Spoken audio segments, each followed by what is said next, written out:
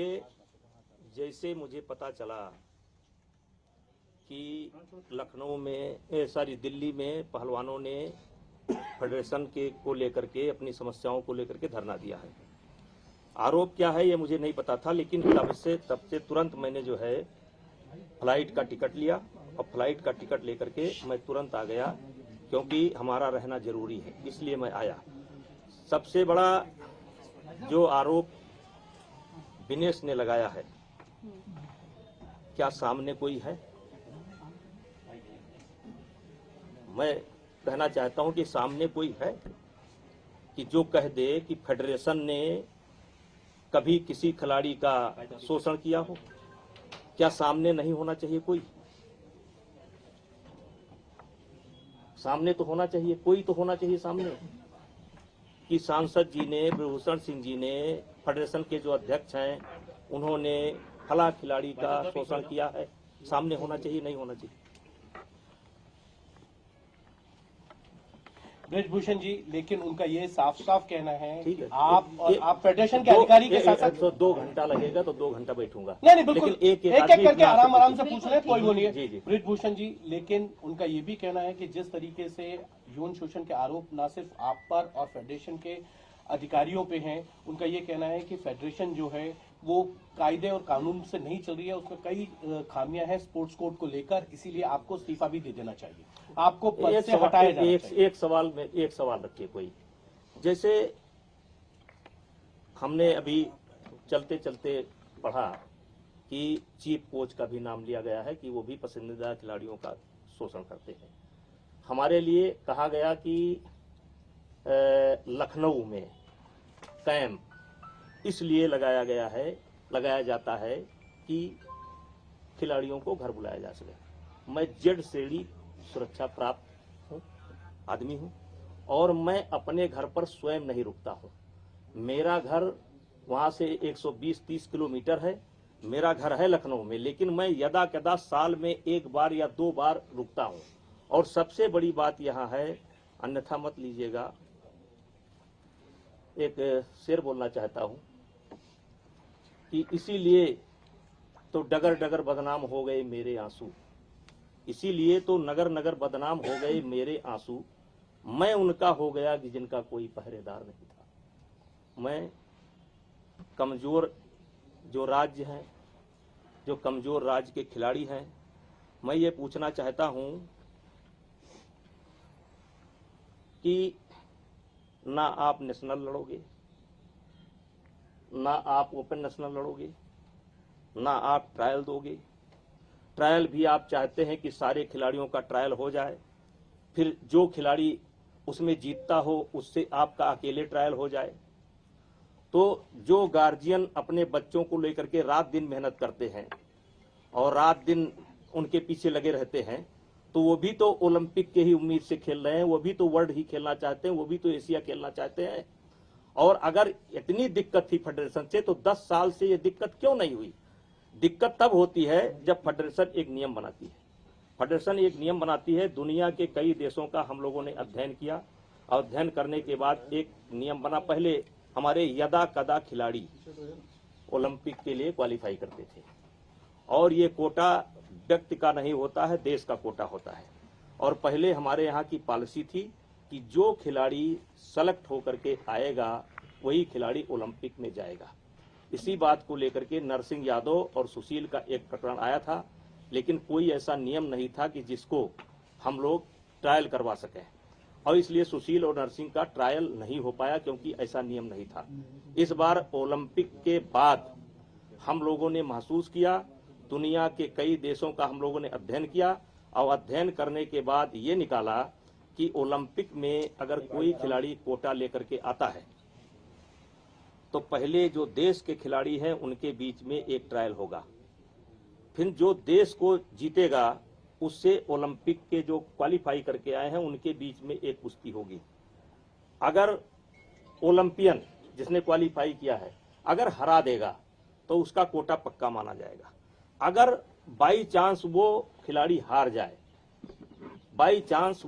हार जाए, तो उसको 15-20 दिन के बाद एक मौका, यानी कि नया खिलाड़ी अगर आएगा तो उसको 2 बार जिसने कोटा लिया है उसको हराना पड़ेगा। और जो खिलाड़ी सेलेक्ट होकर के आया है एक कुश्ती केवल जीत लेगा। तो एक निर्णय तो ये हुआ, फेडरेशन का तानाशाही वाला निर्णय एक ये हुआ कि अब फेडरेशन जो है, ये फेडरेशन तानाशाही की तरह काम कर रही है या आप नहीं, कह रहे ये हैं जो कि जैसे उनको जैसे players को जैसे अच्छा जो नहीं लग जैसे जो आरोप है कि तानाशाही के लिए काम कर रहे हैं, इसको लेकर के सारे कोचों से बीच में मीटिंग हुई और यहां तक कि इन खिलाड़ियों को भी बताया गया था कि फेडरेशन ऐसा विचार कर रही है। और हमारा वो फैसला नहीं है, हमारे जो है एजुकेटिव बाजी का फैसला है, जिसमें जो है इनका क्या नाम है, कोचों की सहमति है, अच्छे पहलवानों से भी राय ली गई है, इन पहलवानों से भी राय ली गई है, इन पहलवानों से भी राय ली गई है। और लेने के बाद एक फैसला किया गया कि दूसरा, एक ये हो गया। दूसरा एक फैसला फिर हम लोगों ने लिया कार्य समिति में, जैसे देखिए कोई भी नेशनल कराता, एक नेशनल कराने में कम से कम 60 लाख 70 लाख रुपए लगते हैं और गवर्नमेंट का जो हमारा सपोर्ट है वो बहुत कम है, अलग से लोगों को व्यवस्था करनी पड़ती है। हर आदमी चाहता है कि हमारे गेम में ओलंपियन हैं या जो वर्ल्ड के मेडलिस्ट हैं वो आवे, जिससे आकर्षण बढ़े। अब ये जो खिलाड़ी हैं जो आज बैठे थे, ये आने के बाद ना तो एक नेशनल लड़े हैं और ना ये एक ओपन नेशनल, तब से आज तक ये एक कंपटीशन भी देश के अंदर नहीं लड़े हैं। देश के अंदर इन्होंने एक भी कंपटीशन नहीं लड़ा है। और तब हम लोगों ने सहमति से ये फैसला किया, जिसमें गवर्नमेंट को भी विश्वास में लिया कि आपको कैंप में आना है तो आपको नेशनल लड़ना पड़ेगा। और फिर बात हुई कि कुछ खिलाड़ी हैं जैसे कि वो नहीं, चलो इस साल नहीं लड़ पाए, कुछ ने ये कहा कि हम जान नहीं पाए, हमको पता नहीं था कि फेडरेशन ने ये नियम बना दिए, जान नहीं पाए। तो हम लोगों ने सरकार से कहा कि आपके ये टॉप के खिलाड़ी हैं, आप टॉप से इनका खर्चा दे दीजिए और इनका नाम हम डाल देते हैं। नाम हमने डाला भी, क्योंकि एक तरफ सरकार का दबाव है कि 4 खिलाड़ी ही कैंप में रहने चाहिए। तो 4 खिलाड़ी जो नेशनल जीत करके आए हैं, ये बता रहे हैं कि बार बार हमको वजन तोड़ना पड़ता है, तो बार बार आपको वजन तोड़ना पड़ता है, तो जो खिलाड़ी जीत करके आए रहे हैं उनको भी तो वजन तोड़ना पड़ता है। वो भी तो ओलंपिक का सपना देख रहे हैं, वो भी तो वर्ल्ड का सपना देख रहे हैं। ये सारी शिकायत आपको इसी समय आकर के मिली। कोई फेडरेशन के पास कोई इनका लेटर हो, कोई पत्र हो, कोई कि मिले हो, आकर के शिकायत किया हो। अभी बजरंग पूनिया 1 हफ्ता पहले आए थे, मिल करके गए कि हमको कोई दिक्कत नहीं है। अभी साक्षी मलिक मिल करके गई, कहीं हमको कोई दिक्कत नहीं है। साक्षी मलिक ने कहा कि हमको ट्रायल में परमिशन दे दीजिएगा, हमने कहा ट्रायल में परमिशन दे दिया जाएगा। तो आप, मैं देश सुन रहा है इस समय मुझे गौर से, तो मैं कहना चाहता हूं कि अब जैसे एक आरोप ये भी है कि पहले हरियाणा की 2 टीम लड़ती थी, अब हरियाणा की 1 टीम लड़ती है। तो देखिए हरियाणा की 2 टीम लड़ती थी, ये सत्य है, और 2 टीम हरियाणा की नहीं लड़ती थी, 2 टीम लड़ती थी। जो फर्स्ट स्थान प्राप्त करती थी उसकी भी 2 टीम लड़ती थी, जो सेकंड आती थी उसकी भी 2 टीम लड़ती थी, जो तीसरे स्थान पर रहते थे उनकी भी 2 टीम लड़ती थी। हम लोगों ने महसूस किया इससे, जैसे नागालैंड है, मिजोरम है, आसाम है, बंगाल है, जो कमजोर राज्य हैं उनके खिलाड़ियों को मेडल नहीं आ रहा है। बिहार है, झारखंड है, झारखंड को तो आ जाता है, कमजोर राज्य है, तो वो इतने दिन से गेम कर रहे हैं तो उनका भी तो मेडल आना चाहिए। इसलिए जनरल बॉडी की बैठक हुई, सबसे राय ली गई और तय किया गया कि अब कोई किसी प्रदेश की 2 टीम नहीं होगी, 1 टीम होगी। अब यहां पर सवाल उठता है कि हरियाणा की भी 1 टीम और मणिपुर की भी 1 टीम। तो हरियाणा हमारे लिए गौरव का विषय है, विशेष करके खेल में। आज देश को जो सम्मान मिल रहा है वो हरियाणा की वजह से मिल रहा है, तो हरियाणा का नुकसान ना हो। अगर हम 1 खिलाड़ी ही हरियाणा का लड़ाएंगे तो इसका मतलब कि हमने हरियाणा के साथ पक्षपात किया, क्योंकि दूसरा लड़ ही नहीं पाएगा। तो उसके लिए हमने ओपन नेशनल की व्यवस्था की कि अब कितना ही खिलाड़ी जाकर के लड़ सकता है। और मैं आपको बता देना चाहता हूं कि फर्स्ट नेशनल जब मैंने कराया तो 61% मेडल केवल हरियाणा के गए हैं, 61% मेडल। 39% में पूरा देश है, 61% में, तो ये हरियाणा का भी नुकसान नहीं हुआ। अब उनके खिलाड़ी आ गए, उनको भी हम कैंप में लेते हैं, उनको भी हम ट्रायल का मौका देते हैं। दूसरा, इन लोगों का आरोप है कि मनमानी करते हैं। हम कोई मनमानी नहीं करते हैं, हमारा दरवाजा खुला रहता है, हम सबसे बात करते हैं, इनसे भी बात करते हैं। ये अभी एक हफ्ता पहले बात करके गए हैं, यही बात करके गए हैं, साक्षी मलिक बात करके गई है। विनेश फोगाट जो मेरे ऊपर आरोप लगा रही हैं, भाई साहब कॉमनवेल्थ की ट्रायल हो रही थी और ऐसी स्थिति थी, उस कैसेट को उठा करके देख लीजिए। मैंने उस लड़की से जाकर के बोला, बेटा देखो मैं देख रहा हूं कि तुम्हारा पॉइंट है, लेकिन अगर तुम बड़े खिलाड़ी हो, तुम थोड़े दिन सब्र कर लो, नहीं तो ये मेरे ऊपर आरोप लगा देगी कि मैंने जानबूझ करके हरवा दिया। 1 पॉइंट से जीत करके कॉमनवेल्थ गई है। तो क्या वो जो लड़के, नए लड़के, जो चाहे वो किसी प्रांत के हों चाहे हरियाणा के ही हों, जो गार्जियन इस दिन जिनसे किनको खिला रहे हैं, पिला रहे हैं, उनको तैयारी करा रहे हैं, क्या उनको सबको रोक दिया जाए, केवल आपको मौका दिया जाए? तो मतलब आपको नहीं हुआ, और सर 1 या 2 नहीं, कई रेसलर नहीं हुआ, नहीं हुआ। एक भी रेसलर खड़ा कर दो, एक भी रेसलर खड़ा कर दो। आपको क्या वजह लगती है? आपको क्या वजह लगती है? क्यों लगाए गए हैं? आपको क्या वजह है? आपकी तरफ से क्या वजह है? देखिए, अभी नेशनल गेम के समय हरियाणा में एक रेसलिंग फेडरेशन बनी थी। उस रेसलिंग फेडरेशन में हमारे कुछ पुराने खिलाड़ी भी थे। उस रेसलिंग फेडरेशन का एक आदमी आज धरने पर भी बैठा था, जो इसको लीड कर रहा था। नाम बताइए। नाम तो बताया सर, जब आपका नाम सब सामने सामने तीरथ आया तो राणा। आप भी नाम लीजिए। तीरथ राणा, ठीक है। बैठा था, तीरथ राणा यहाँ पर बैठा था। और ये लोग नेशनल टीम, और वो जो टीम बनी थी वो संदीप सिंह जी के नेतृत्व में बनी थी, और उन्होंने ट्रायल भी कराए थे अपने कि हमारी टीम सेलेक्ट होगी, लेकिन गवर्नमेंट ने WFI की टीम जो थी उसको उन्होंने मान्यता दिया। और इसको लेकर के एक शिकायत मेरी पहले भी की जा चुकी है कि हम रेसलिंग फेडरेशन को, हरियाणा की रेसलिंग फेडरेशन को मान्यता दे दें। तो हमने कहा कि भाई हरियाणा की रेसलिंग फेडरेशन जो उन्होंने बनाया है और जो वो चाहते हैं कि मेरी टीम सेलेक्ट हो, तो उनको देश की रेसलिंग फेडरेशन बनाना चाहिए, हरियाणा की रेसलिंग फेडरेशन नहीं बनाना चाहिए।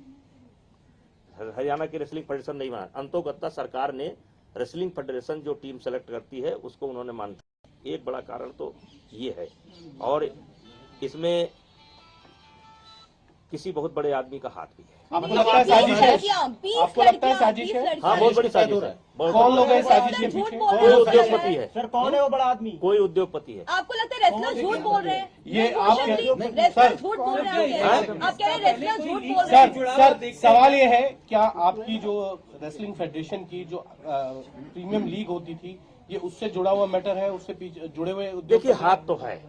यही खिलाड़ी जो कल तक हमारी तारीफ करते नहीं थकते थे, आप किसी खिलाड़ी से पूछ लो, हरियाणा के गांव में जाकर के पूछ लो, खिलाड़ियों के माता पिता से पूछ लो।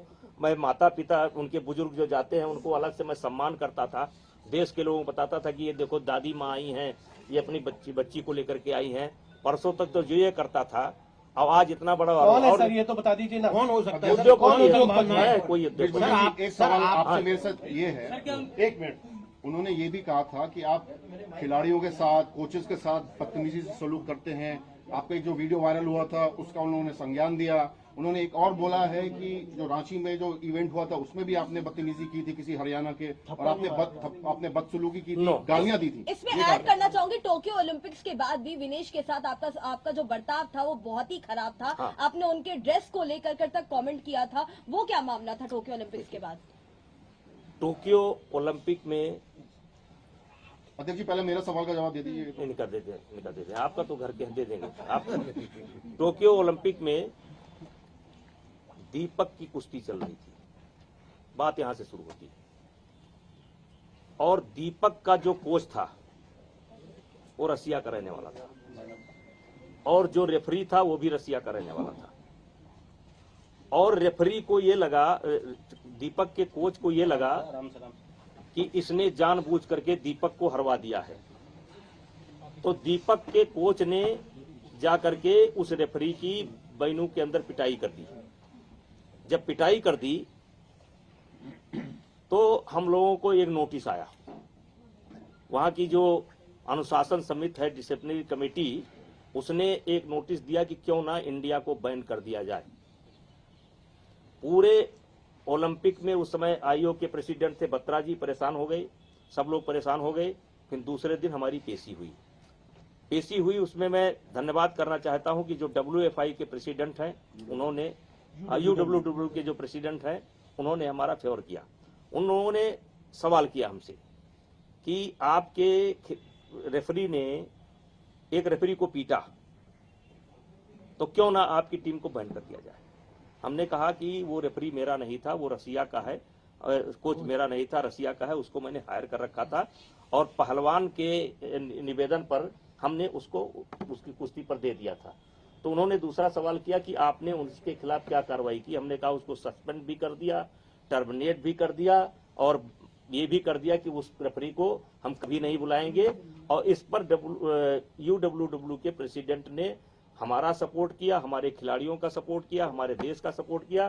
कहा कि इनके खिलाड़ी बड़े अनुशासित हैं, इनके कोच बड़े अनुशासित हैं, ऐसी दिक्कत नहीं आई है, ये उनका नहीं है। फिर दूसरा सवाल तुरंत आ गया कि विनेश फोगाट ओलंपिक की जो ड्रेस है उसको पहन करके नहीं लड़ी, इस पर आपने क्या कार्रवाई किया। और फिर उन्होंने ये भी कहा कि आप पैसे के पीछे भगते हैं। मिस्टर तोमर को बुला लीजिए, पैसे के पीछे भगते हैं, पैसे के लिए आपने कंपनी का कस्टूम पहना लेकिन अपने खिलाड़ी को कुछ आप जो है ओलंपिक का कस्टूम नहीं पहना सके, तो आप उसके खिलाफ क्या कार्रवाई कर रहे हो। हमने कहा आप जो बताइए हम कार्रवाई करते हैं।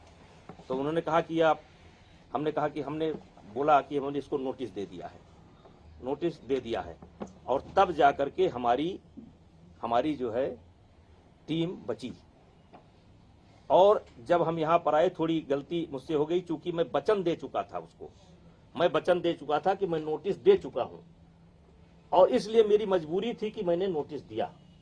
मेरी मजबूरी थी क्योंकि मुझे पूरे टीम को बचाना था। 2 मेडल ओलंपिक के आए थे, उसको बचाना था। और विनेश फोगाट से मैं पूछना चाहता हूं कि ओलंपिक का जब एक ड्रेस होता है जो मान्यता प्राप्त होता है, तो क्या मजबूरी थी कि आप एक कंपनी का कस्टूम पहन करके लड़ी। मिसबिहेव किया था आपने क्या जब वो मिलने आई थी आपसे? हमने उसको इतना सपोर्ट किया है, उतना सपोर्ट किया है उसको, इतना सपोर्ट किया है कि हारने के बाद भी मैंने उसको सपोर्ट किया है, उससे खोज करके जाकर के मिला। उन्होंने ये कहा है कि वो कॉस्ट्यूम खराब था इसलिए मैं फोर्स थी वो पहनने के लिए। और उन्होंने ये भी कहा कि आपने उनको बोला खोटा सिक्का। हाँ, और बहुत बहस भी हुई। नहीं, कुश्ती हारने के बाद वो मुझसे मिली थी, मैंने उसके सर पर हाथ रखा, चलो बेटा कोई बात नहीं है, परेशान होने की जरूरत नहीं है। बजरंग पूनिया की जब कुश्ती थी तब मैंने बजरंग पूनिया को बकअप किया। मेरा दुर्भाग्य है या सौभाग्य है कि हर खिलाड़ी को मैं पर्सनली मिलकर के बकअप जरूर करता हूं, कुश्ती के पहले भी और कुश्ती के बाद भी। और विनेश फोगाट को मैंने जब कुश्ती हार गई थी तो स्पेशली जाकर के मिला था और उससे मैंने कहा था कि चलो परेशान होने की कोई बात नहीं, नसीब में नहीं। इसी विनेश फोगाट को जब वहाँ उस ओलंपिक में वहाँ जिसमें इसका चोट लगी थी रियो ओलंपिक में, ये रो रही थी और इससे ज्यादा मैं रो रहा था। दुर्भाग्य है मेरा। अब आप उनको मनाने जाएंगे? सीधी जो आरोप लगा दिए गए हैं आप उन्हें मनाने जाएंगे? आगे उनके पास जाएंगे क्योंकि वो साफ तौर पर अभी भी बोल रहे हैं, आपके जितने भी जवाब हैं वो निराधार हैं। वो कह रहे हैं कि हम बड़े नेताओं के पास जाएंगे, हम प्रधानमंत्री के पास जाएंगे, हम गृह मंत्री जी के पास जाएंगे, हम शिकायत करेंगे। तो अब आपकी तरफ से क्या कुछ होने वाला, अब आप क्या करोगे? देखिए मैं तो बैठा हूँ यहाँ पर आकर के, अभी आप लोगों का सवाल का जवाब मैं आधा घंटा 1 घंटा जब तक आप लोग बैठे हैं तब तक मैं देता रहूंगा और मौका देंगे तो पानी पी लूंगा। और हम क्यों माने कि आप सच बोल रहे हैं वो झूठ बोल रहे हैं?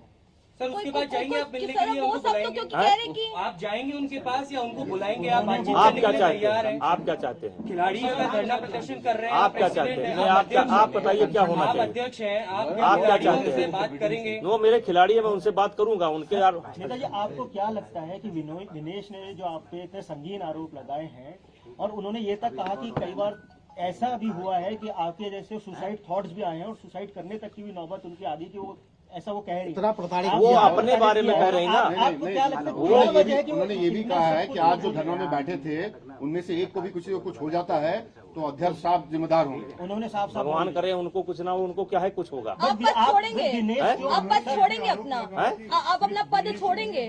क्यों? आप अपना अध्यक्ष पद छोड़ेंगे क्यों? सर? बताइए क्यों? एक फेयर इन्वेस्टिगेशन होगी ना, फेयर जांच होगी। अगर आप अपना पद छोड़ देंगे, अगर जांच होती है तो एक फेयर जांच हो पाएगी। आप क्या चाहते हैं कि अब आप क्या होना चाहिए? एक सवाल का जवाब तो देने जांच दो, होनी चाहिए पद कि छोड़ने नहीं पर होनी तो चाहिए? बताया कम से कम। देखिए, जो ये सारे आरोप लगाए गए हैं, हम चाहते हैं कि अच्छा हो कि वो लिख करके दे दे, तो कुछ जवाब हम दे सकते हैं, कुछ चीजों की जवाब हम दे सकते हैं, और कुछ चीजों की जांच हो जाएगी। सीबीआई जांच हो जाए, एलआईयू जांच हो जाए, पुलिस की जांच हो जाए, जांच हो जाएगी। तब उसके लिए आप स्टेप डाउन करेंगे। समाधान सर क्या है उन्होंने सर? ये भी बोला नहीं। दिनेश ने कि वो नाम पब्लिक करने वाले हैं कुछ ही देर में, कि किन्होंने उनके साथ ये चीज की है। 20 लड़कियां हैं सर, अकेली विनेश नहीं है, 20 लड़कियां हैं जिनके उन्होंने साथ चीफ- सेक्सुअल असॉल्ट की बात कही गई है। चीफ कोच को भी लगाया गया है आरोप। बिल्कुल, चीफ कोच है, आपका नाम है कि 20 लड़कियों के साथ हुआ है, वो कह रही है। स्पॉन्सरशिप को लेकर भी सवाल खड़ा किया। हाँ, बोलिए बोलिए।